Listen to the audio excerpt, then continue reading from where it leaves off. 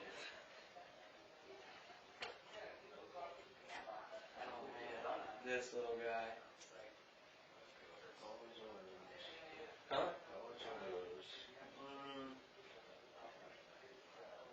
Nerf it.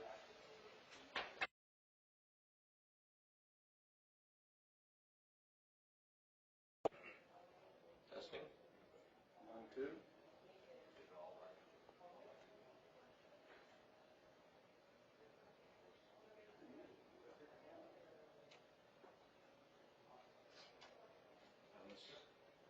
It's not coming out there. What's up, man? What's up, man? How you doing? Doing good, are you? Pretty good. Good to see you. Good to see you. Get out of the way, man. Why are you telling me with that way? You're the one that tries to lead over there. What's up there? Good to see you. Yeah. Steve, good to see you. Good to see you. Come on, you're here.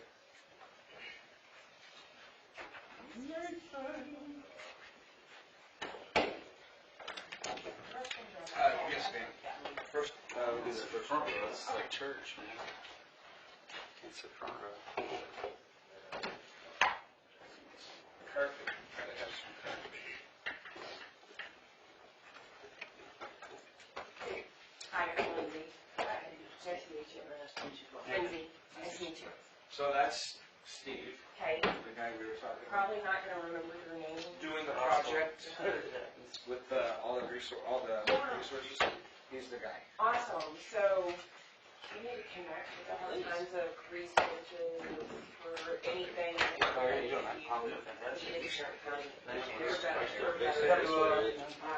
Work presence. We're still facing this way, right? Yeah. Okay. It's confusing.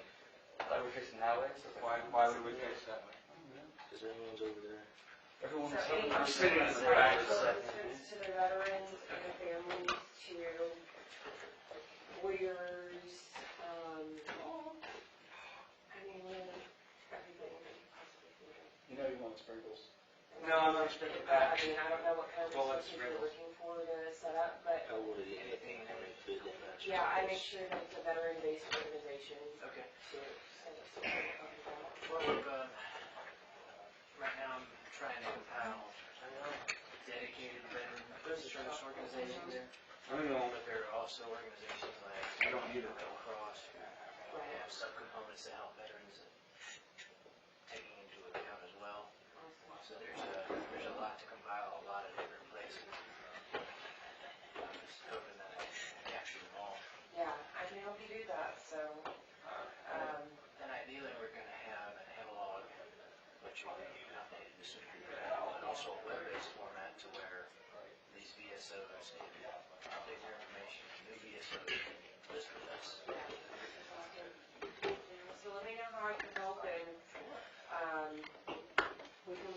I can break it down to the type of service they offer, if they have any restrictions, like our organization has restrictions, they can have any kind of discharge and skilled receiver services. Yeah. So a lot of them have, like, you can't have a dishonorable discharge to receiver services. Ours doesn't have any restrictions. If you're a veteran, you're a veteran. It doesn't matter what discharge you have. I mean, all the way to veterans court, we help them get into it if they have any problems. So I have resources for financial assistance, to employment, other mental health resources, to getting insurance, helping with appeals, filing social security. We're done. Yeah. Show you what I'm doing and how we can. I agree. So, I mean, we can talk Yeah, about we'll talk that. about that, for sure. Good idea. That'll be when you turn right, the first door. Yeah,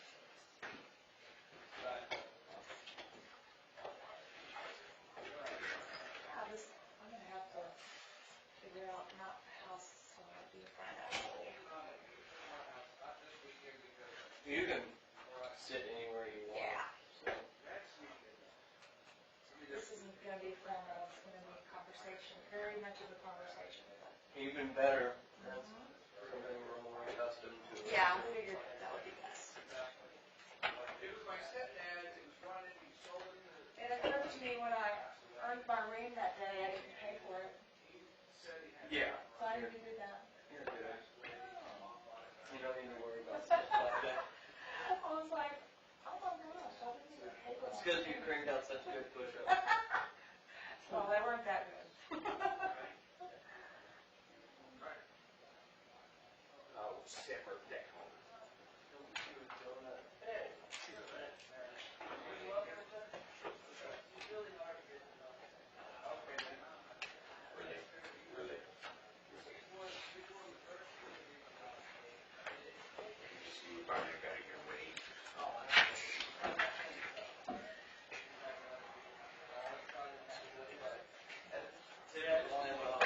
No, you're good. If you can hang out like 20 minutes. No,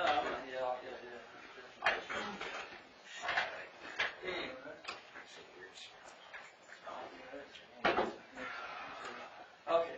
So you guys don't mind that we record this, right?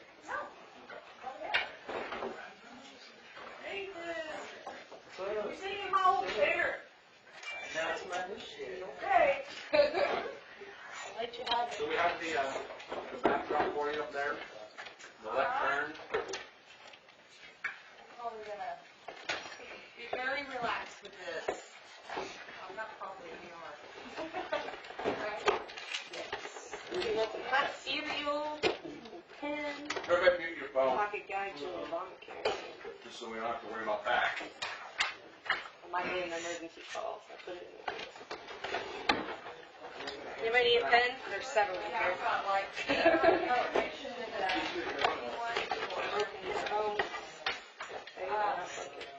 this is the first thing, I'll have everybody do this little assessment. Okay. He's got something for these, Jen. Perfect.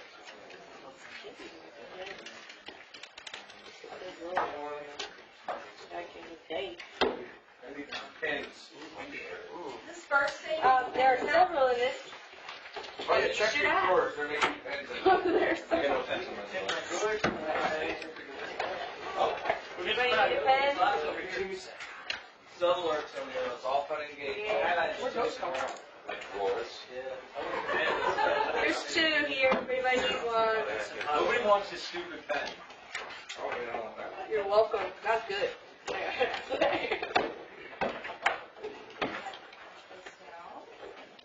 Does everybody have one? I think there's 4 over here. I think these There's are Tasha Steve, probably. my dear friend Jen has.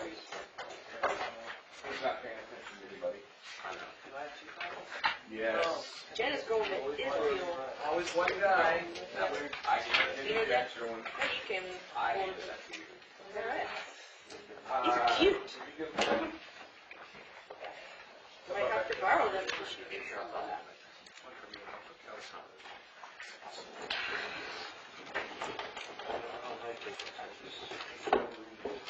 You don't like what?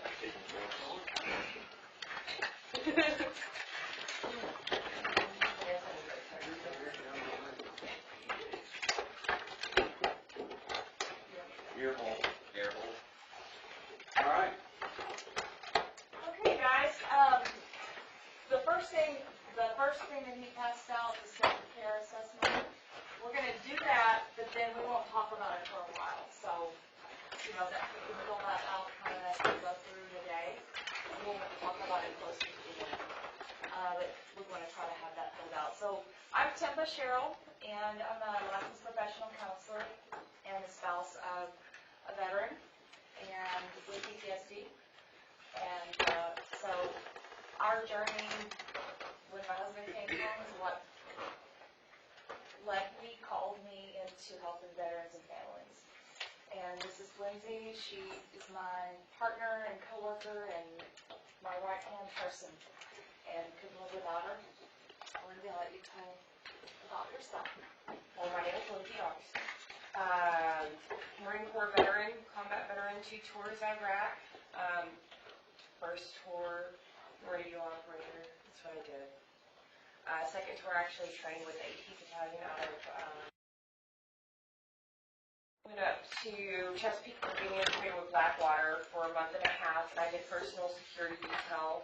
And we were the first females attached to an infantry unit out in Iraq. And so what we did is, I was attached to 1-3 out of Hawaii, and we went out to Barwana and did entry control points and searched the females. But then we also went over to Libya and Syria and did some routine patrol missions over there, probably the best time that I ever had. But then I was also person of security detail for the colonel, drove the colonel and the general around wherever they wanted to go, the villages. So that was my second deployment. Loved it, had a great time, but did 8 years. Wasn't allowed to re-enlist because I had too many tattoos. But I loved it, and so now I'm actually a licensed chemical dependency counselor, and so I help not just veterans, but anybody that's having substance abuse problem. I help them get into treatment if they need it. And then for the veteran-based services, I do everything Tempa, but I do everything else besides counseling. So if a veteran or family member is looking for employment, anything that they're having trouble with, the VA, getting appointments, appeals, anything like that, I help them navigate through all that and connect them with who they need to get connected with. So do you have any questions about our services? So basically we're serving the veteran, their partner, spouse, children, whatever family members that need it. We're not picky about who that is because your family's your family. And the veteran does not have to be involved. So if there's a spouse or a mom or a child that needs some help, we can give them help.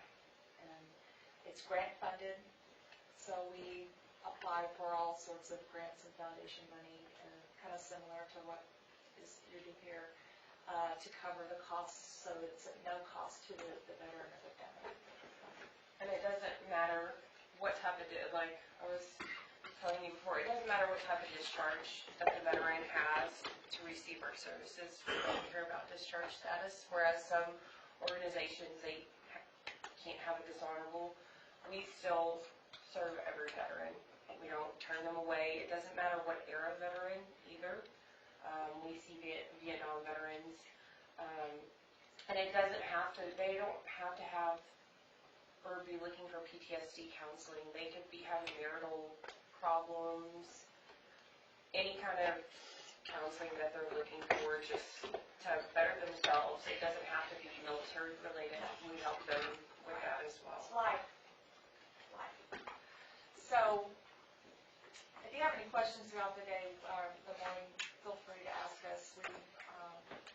We help, even if people are not at Fort Worth, we try to help anyone find what they need wherever they are. So we will hunt until we find it. But today we're here as advocates together, right? And we're here to learn about self-care because, as I'm sure you all can relate, when we're trying to deal with our own stuff and we're trying to help others, sometimes that gets really difficult. And we can burn out, we can start feeling the fatigue of that at some points. And so that's what we're here to talk about today. And so I want to start by kind of getting to know you guys. So I want this to be more informal, and we'll have a conversation together, and hoping that you feel kind of safe to open up as we get to know one another. So we'll start here. Well, I already know you, but you know. Let's not open Pandora's box. Should be, I like to party. Even though the doctor told me I'm not allowed to. Yeah. Everyone here knows me. Right. Really. So we're good. What branch of service were you in? Marines, the only branch. The only fucking branch, son. That's not a great for you guys. Army of one. Speaking, most of you guys know me. I don't work here, I just volunteer.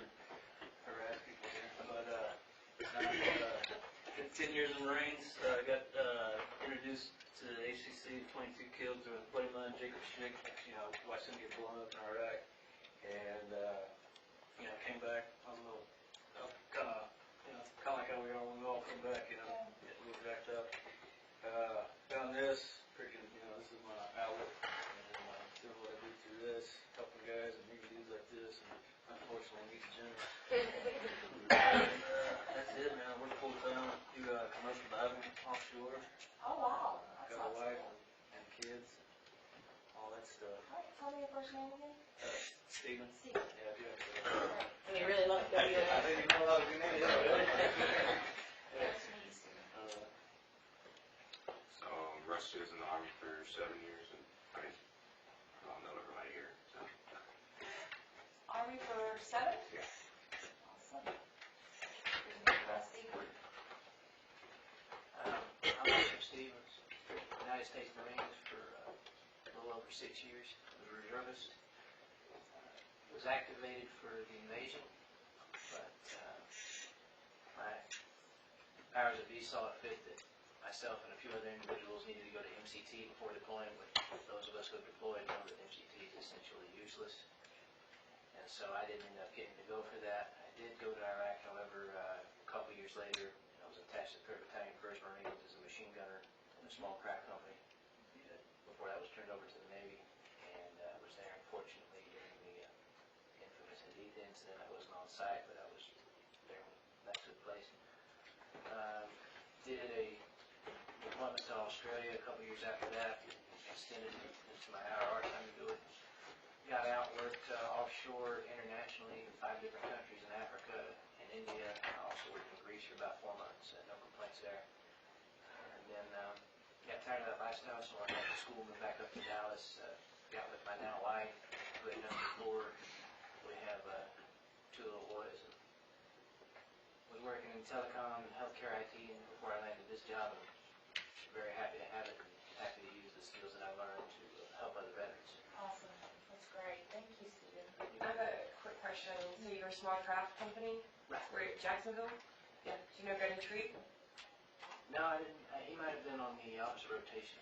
He was one when they first started. They pulled all of our 5 of our guys out of radio platoon.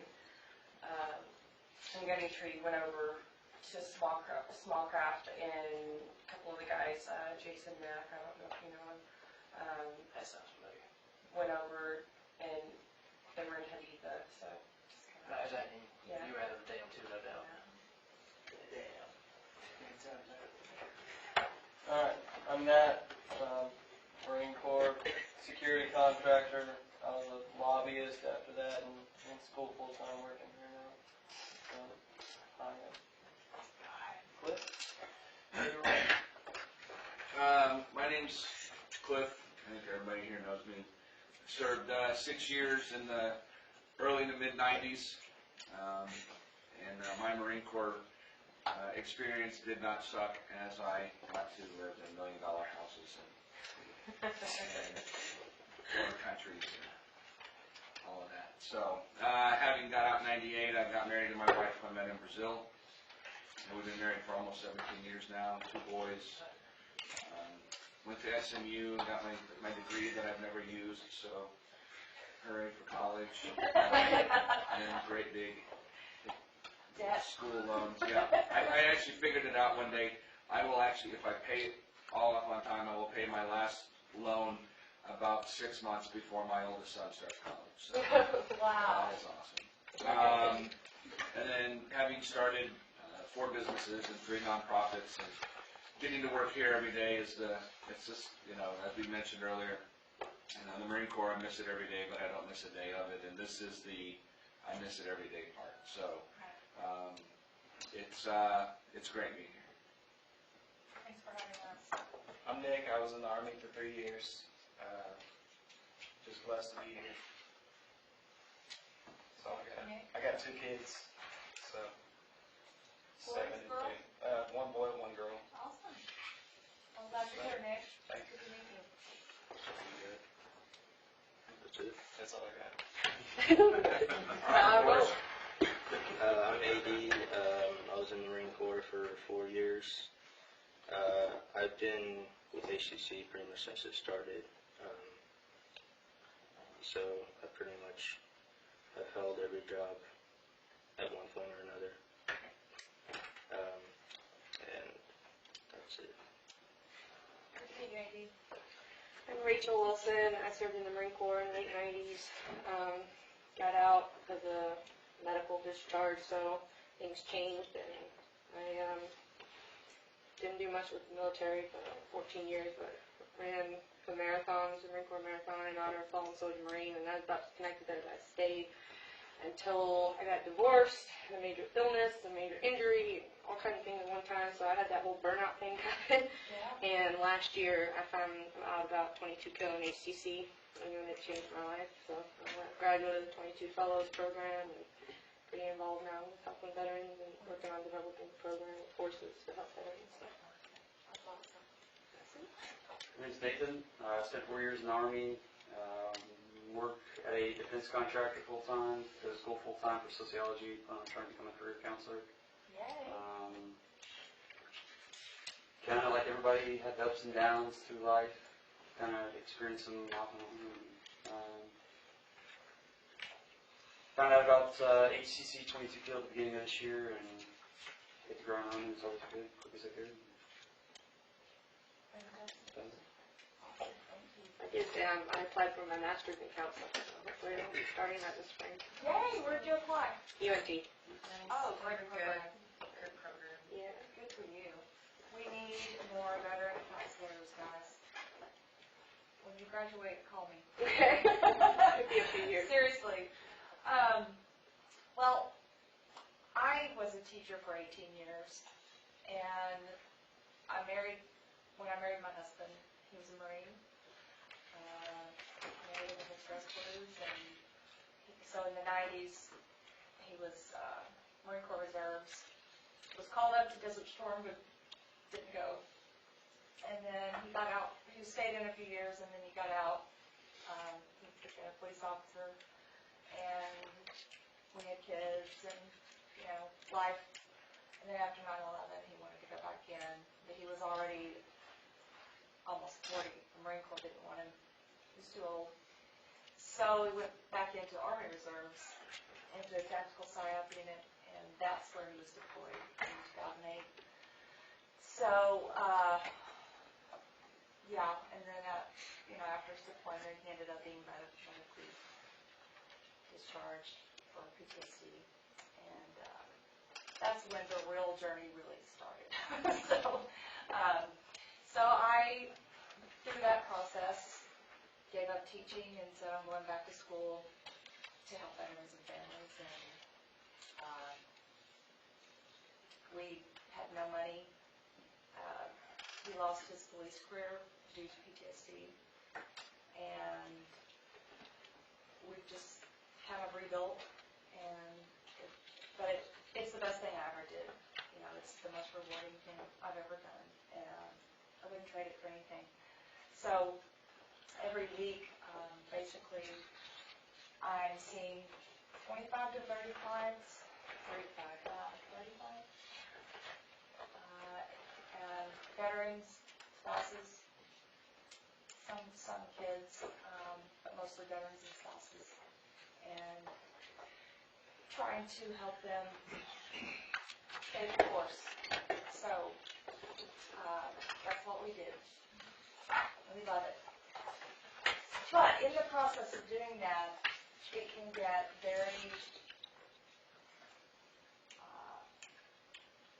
draining. So I'm sure you guys, in your work, even here, and I know you guys do a lot of different things, but it's my understanding that there's a lot of crisis situations that come up throughout The normal course of the day. Right, normal course of the day. So you're dealing with crisis situations, you've got this entrepreneur program, and then you have fellow brothers and sisters who need help as well. Who need your support, need your, to have their six, basically, right? So I wanted to start off with, what do you view as self-care? When you hear the word self-care, What do you think? You need something to write. Whiteboard? We sure do. Awesome. So the whole thing's a bad idea. Yeah. Whose idea? It looks, Just move it it all. looks wonderful.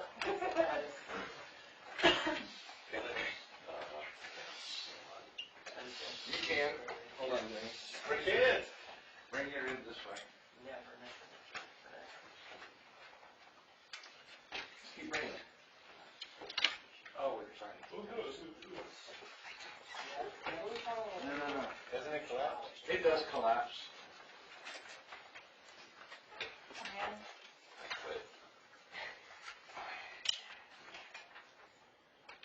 Lift your hand up, will you? No, not like that. Won't come apart.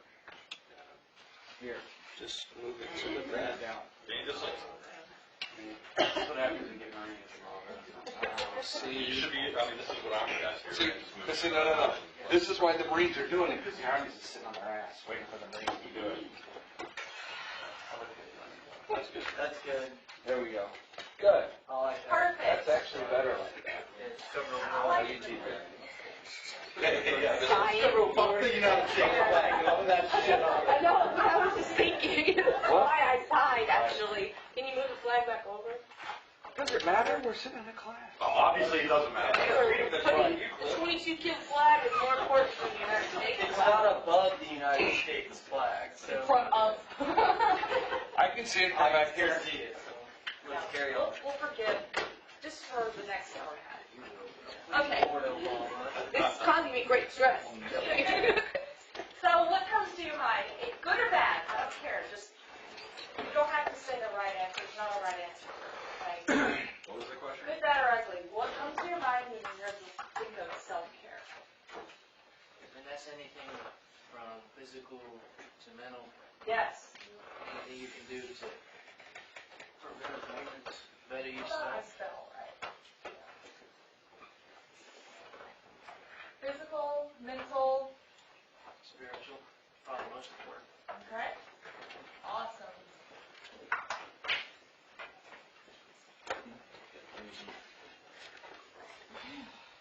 Do unto yourself as you'd want done to you. It's like the reverse golden rule. Yeah. Do unto yourself.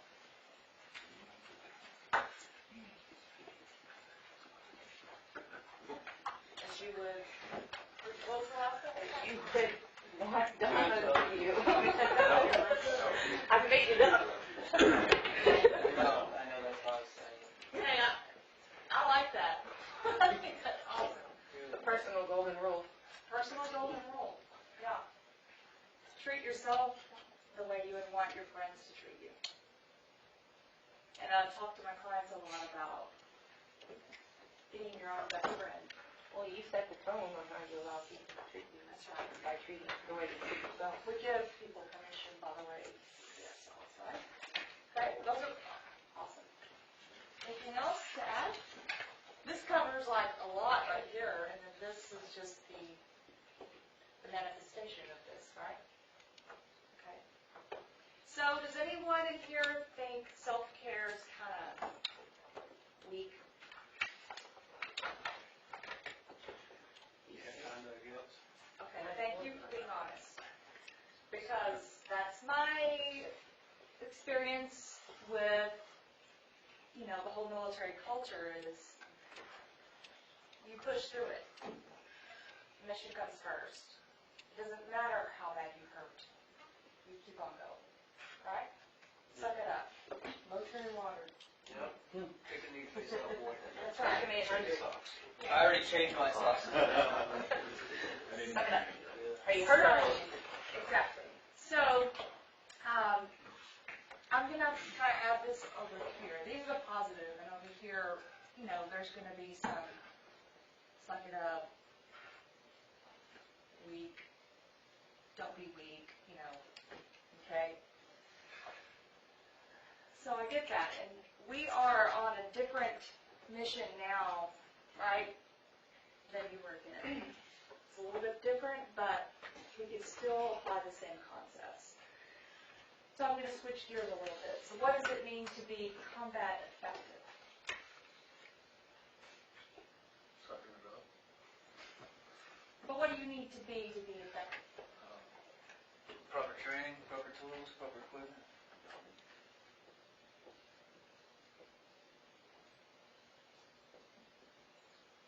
Training, tools, equipment. Okay. I think there's an emotional aspect that people don't talk Yeah, about. you have to have, Yeah, mind, emotionally numb. body, Numb? yeah.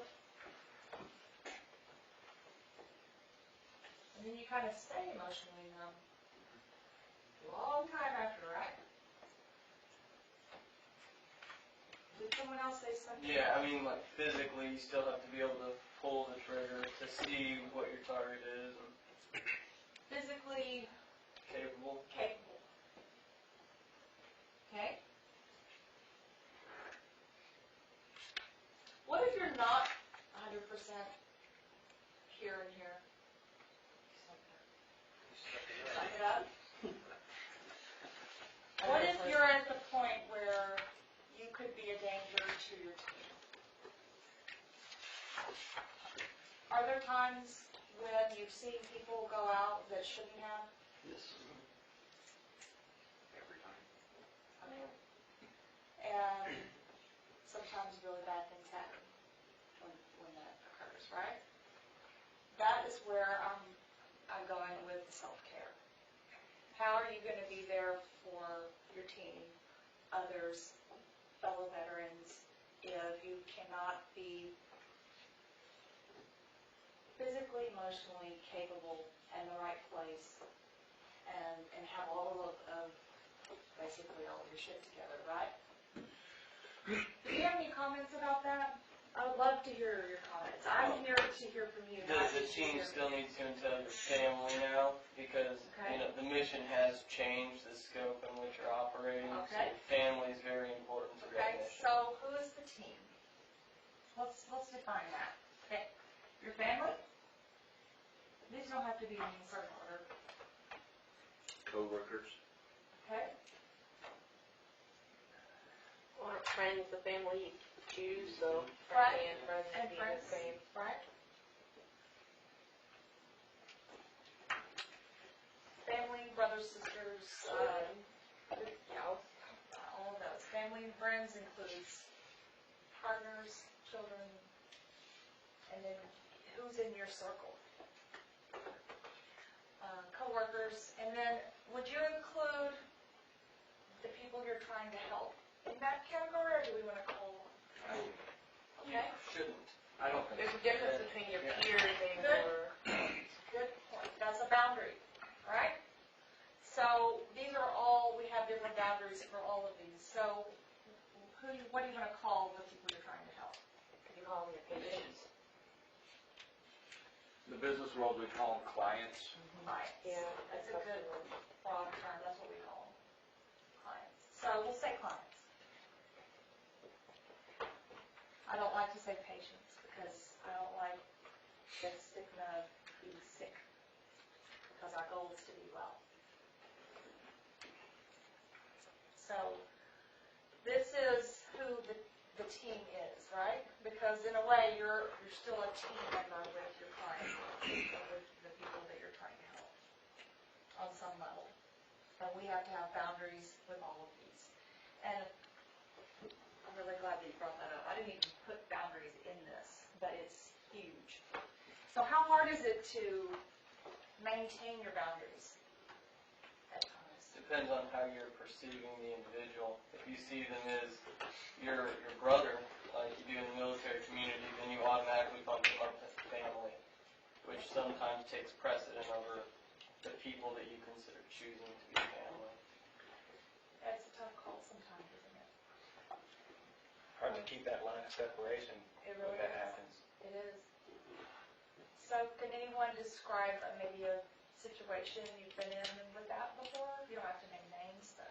Well, I mean, I'll just speak for myself on that. Is years ago when you get that savior complex, I mean, I've emptied out my bank account for people that, I've gone overseas with. in retrospect, had I taken the money, invested it as I would have, so I could have helped them out more later on. But I was so consumed with just like, they say they need this, they say they need this, and I was like, well, empty the bank account, I'll use my credit card, I'll drive across the country, and you find that you let yourself drive for somebody that didn't really want to get better anyway. It's the whole teacher and fish. So, But they have to want to fish. They have to Right, want to learn you to can't, fish. you have to identify that before you go blindly into something. So if you are teaching them to be able to fix problems for themselves, or if they don't really want that help, then that's your line right there. there you go. Giving them something, It they're gonna is- change it. It's a balance. And we can give the information, we can be in their pain with them, but we can't save them. Well, you have to have a boundary relationship, but for me, I'm thinking about my kids. I mean, I am not their friend, I'm their mother. And I went through a hard time with trying to, going through divorce and everything. It's hard to, like, be the strict one or disciplined when they go over their dads, and he can just be good kind of dad. And it's a fine line of walking there to be, I want my kids to know that they can come talk to me about anything, and I'm friendly with them, and we have fun, but there's a time when I gotta be mom, and they're not gonna like what I want them to, they need to do. Tough love part. It's But I'm not trying to always- look down the line to how are they gonna be as adults if I just let them get away with anything. Yeah. Very good, very good. So, with our other teammates, our coworkers, and our clients, there's also that balance and that fine line. So I appreciate what you said about the savior complex, because sometimes saving people can become like a drug. And then you wake up one day and you're like, what happened? What happened to me? And then you're falling apart. So we want to make sure we maintain that balance. So what would it look like if we were ineffective? What are some possible ways that could look? We'll create a little picture. Saying yes to everything. Okay. Relationship problems? Okay. Saying yes to everything. When all the things you're trying to help somebody else to overcome is happening in your own life, and you're not dealing with it. Oh. So dealing with your stuff first, so not dealing with your own stuff would be ineffective. Okay.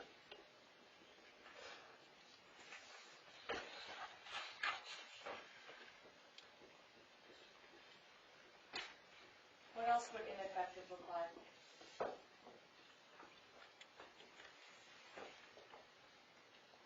I mean, your physical health, if you're depressed, exhausted. Okay. So you're not 100% physically or emotionally.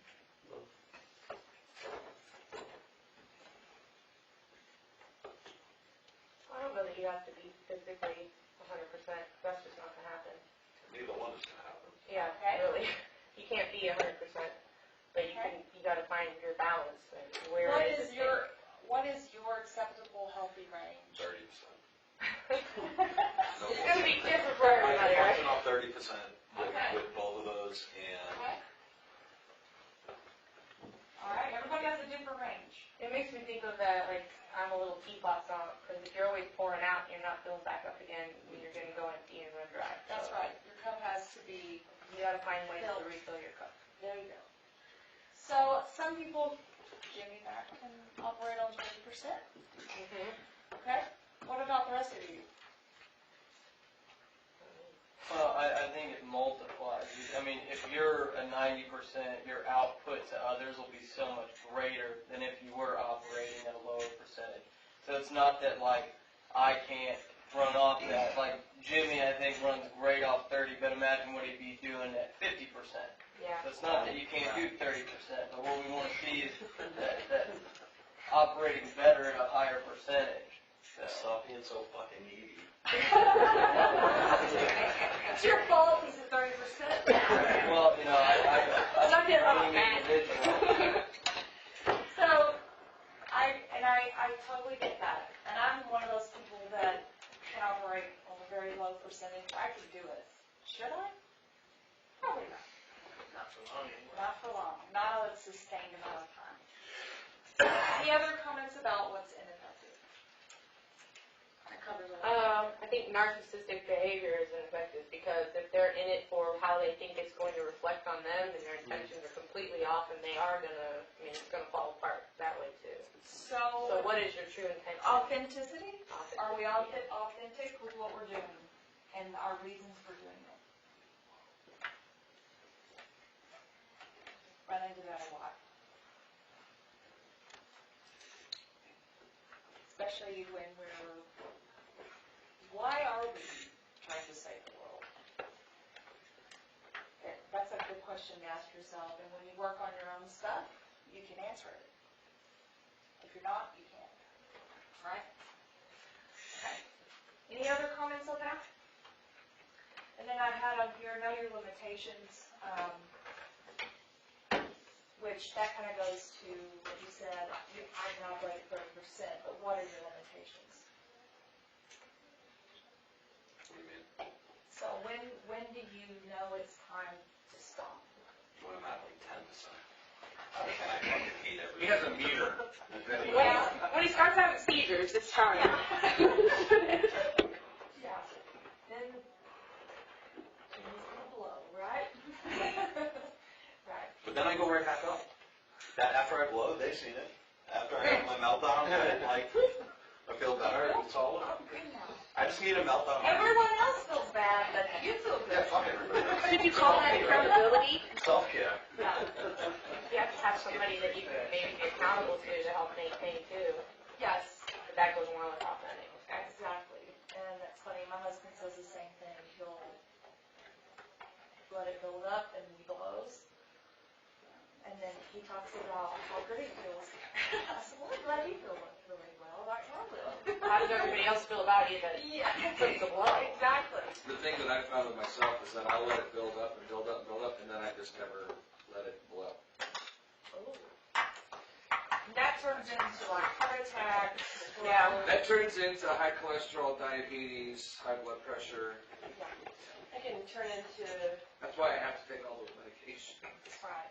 and that's where it can turn into the relationship issues. Because I know I stuck it out, and I'm a hard person to live with. I mean, my fiance is Air Force, so, I mean, yeah. Wow. Yeah. So, Shut you down, you know, that's the issue later on. letting things build up, and then it can cause some big rifts in any relationship, not just personal, like with your spouse, but family, children, all that kind of stuff, because they can see it and they sense it too, especially with children. And so being self-aware and understanding our fallout. When I don't take care of myself, what am I doing to those around me that are on that list right there? And being aware of the effect. Yes, I'm pushing through, I'm sucking it up, I'm doing this, but how effective am I and how am I affecting other people around me? Rusty was telling a story to me earlier today, before we remember this, but playing football in high school, and how many times he got a concussion or injury, and then went out and played anyway because the team needed him, and they didn't, tell you to suck it up and all that, and the damage he was doing, or to just keep going along with everything. And that's a good analogy, very good analogy. When you play hurt, you're more likely to get hurt, right? Or cause someone else to get Or cause someone else to. And that's what I was trying to get at with the being combat effective or being mission effective, or whatever you want to call it. Okay. All right, so let's talk about some more details like this. That kind of gives us, we painted a picture here, now let's figure out how do we do that. And you guys, I'm not telling you things you don't already know, but I'm hoping you, this is a room full of intelligent people, you done a lot of your own work, you're very self-aware. But if, in this conversation, if any of us can gain more insight that we walk out with today, then that's just a good thing. I'm not the expert here. We are all in this together. So, burnout. These are just some definitions there. Have any of you experienced burnout? Everybody. Yeah. Right. Me included. Let's see. This spring, my direct supervisor over me, she said, you have 10 weeks of personal time built up. 10 weeks. That's how much overtime I've been working over the last 2 years. And she said, you have to take time off. And so I was like sliding into burnout home base quickly.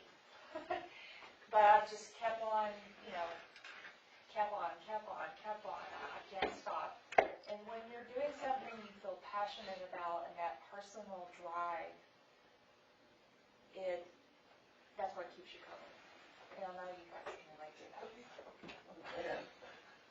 So, some of the common features: exhaustion, we become cynical, we depersonalize, and we become ineffective. Excuse me? You're naturally cynical. And we're already naturally cynical, so it just gets worse, right? And that's because we've been naturally burned out. Yeah. You kind of start at a baseline of burned out, Uh-huh. and then they just keep you that way. So. Get extra crispy burned. So, just some of the things here, I don't want to read this to you, but you could take a look at that and what pops out at you. The exhaustion. The cynicism thing is a big one, because you start to think that all your work has been for nothing, you go, but nobody appreciates it or cares, and you start to, that's the narcissistic thing, that's how your intentions start to change, and it's no longer about who you're helping, but what results are you seeing, and Then it becomes you're about impatient, and you've got to recheck yourself at that point. Exactly. So, exhaustion for you, what are some other risk factors of burnout for the rest of you? For me, it's health. Health, okay. Physical health. Like through, like no hope, like, this is it. It's great, hit a brick wall, that's what he's going to get. You get to hopelessness. That's it. Yeah, not like total hopelessness where you're. That you lose hope. Yeah. You lose hope. All right, awesome. So we are seeing all the same things. We're on the same page. So compassion fatigue and secondary traumatic stress. You guys are familiar with those terms? Okay. So when you are, I want to make sure that I don't know what all you guys do directly with the people that you work with in this field, but I'm familiar with what you do with the Trinity Kill and White Star Millers, right? So when you're dealing with that intense grief and intense emotion situations, I know that you guys understand that how drained you feel after maybe spending hours with someone, how drained you feel. So that's what leads to that compassion fatigue and the secondary trauma. Also, when we were talking about how it affects the people around us, our family, they become secondary traumatized as well. The ripple effect. Yes. And so, for example, my son, who we just took back yesterday to school, he's a sophomore at Midwestern, and he wants to join the Marine Corps. Probably going to happen soon. He has taken on, and my husband and I were discussing this, his dad's anxiety, anger. He's a great kid, but we trigger one another. So in that core family unit, we trigger one another. And it can even happen at work with your coworkers, you trigger one another. So I can see a little bit of that secondary in my son. And it's hard to talk about that because it is what it is, and it's not meant in a blaming way, but it's part of the territory. And so I just wanted to kind of talk about that. What are some areas that you've seen signs of this? I see it at home. I mean, I tend to be a grumpy person, I guess. Just by nature, when I'm driving, I hate people, especially other people that are in other cars. And so my wife hates riding with me because I'll start yelling, dumbass, and things like that. And then she's like, you're stressing me out, quit driving. I'm like, I'm fine. You let me yell it out. They can't hear me, but I feel better afterwards. And then my kids in the back seat start yelling at people when they're 13 and 9. Or I yell at the TV because I'm politically active. Right. And just due to non-common sense stupidity, I'll make comments. And next thing I know, my 12-year-old kid is Rush Limbaugh. He's making comments. You don't even know what you're talking about. Stop talking. Right? It's like, quit just mimicking what I said. My wife will say, quit being a parakeet to your dad. Right. So they just automatically take it on. They do. They do. And then we see it, and we're like, whoa. They got that from me. Oh, my gosh. So, yeah. And you're managing having to deal with the other drivers and get from point A to point B. That's the way you manage it. It's my release. It's your release. It's my little So you don't, letting the water out of the teapot. right, so you don't implode completely. Yeah. But it drives everybody else crazy. Yeah, but then they are taking on that emotional intensity as well. Yeah. Yeah. So for I've me, been there in your wife's seat. Maybe I should just drink Anytime. when I drive, and maybe that'll do it. when I had burnout before, it was all, that's when I got diagnosed with lupus and major immune issues and was in the hospital for weeks, and it's on the verge of that again now, and they want to do chemo and all kinds of stuff, and I'm like, obviously it's my fault, and I know that. And I get home and I'm exhausted, and my sons make dinner because I'm doing something else, that I thought was a valid, cause, and it is, but I'm giving too much of myself to other people and not enough to take care of me, and then that means my kids worry about me. And So you're in this right here, right now. right now, yeah. I'm glad you're here to talk about it with us because you're really sharing a lot of great. But I'm still not doing a good job with it. Like, I recognize it. Yeah. But I'm still We can all recognize it, but are we spending a lot of my energy on other things and not on getting healthy and well for myself. First step is recognizing it. Just gotta sprinkle up your gear. It's kind of like the way I look at it. Yeah. You start stuffing your pack. Eventually it's gonna be full. You're gonna be able to hump it anyways. That's right. Just gotta take some of that shit out and give it to somebody else. There you go. That's a great analogy. I love it. It's a hard one when you're like single too. It is, but you feel like, what else can I do? You don't feel like you have options, so that makes you feel powerless. And you don't want to let anybody down. You don't want to miss anything. Yeah. But that comes from lack of boundaries. Because I don't know how to say no. So I'm fully aware of all this. Yeah, she knows. She knows. I don't have a partner next to me saying, Rachel, you're doing too much, but that time I'm already there. Rachel, you're doing too much. Thank you. I think we've had that conversation. All right, I've got it. Yeah, but it's very much true. They will show up in your health and frequent illness and stuff. So. And then you're out of the game anyway. It does. Your body will take you out of the game when nothing else will. What about spiritual fatigue? Everyone has, spirituality can be so many things, okay? Even if you don't believe in anything, you can still have spiritual experiences with the earth. So I view that very broad. So, any comments in that area? when something happens that cannot be explained by your set of spiritual beliefs, and you try to think about it through those parameters, yet you can't seem how to justify what happened, that's how you become spiritually fatigued. Okay. Yeah, you can question your own spiritual beliefs, attack your own beliefs. Yeah. Or just give them up completely. You know what? I just drove by that same patch of road that they did, yet they got blown up and not me. Exactly.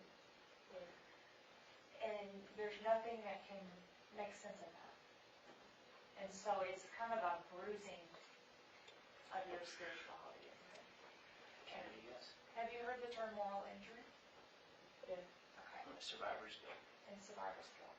And that moral injury, I feel like is really connected to what you're saying there, because I was raised to believe this in my life. These sets of core values and spiritual beliefs. But now I've experienced this. And those don't line up. So it makes it very difficult to find strength in that area. It's very disheartening, and it's almost like an injury to that part of you. It could be hard to open yourself up spiritually too. For me, it's the only thing that got me through. But when you do, then you either you're staying at that point, you're putting yourself out there as an example of being, turning to the Lord, or how whatever it is. Like we can be outside playing with a horse, it's just, that's how I can go and check out for a little while. But then if you don't do those things and you don't stay in that way connected, then you're setting a poor example. So you got to find that line of being,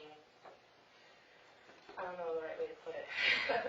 Because if you're somebody's watching you, that you are a person that they consider to be spiritual or a kind person and like that you look to the Lord for something or whatever to answer questions, and then you falter, then you are really affecting that person's walk in themselves. They'll be like, see, it's pointless.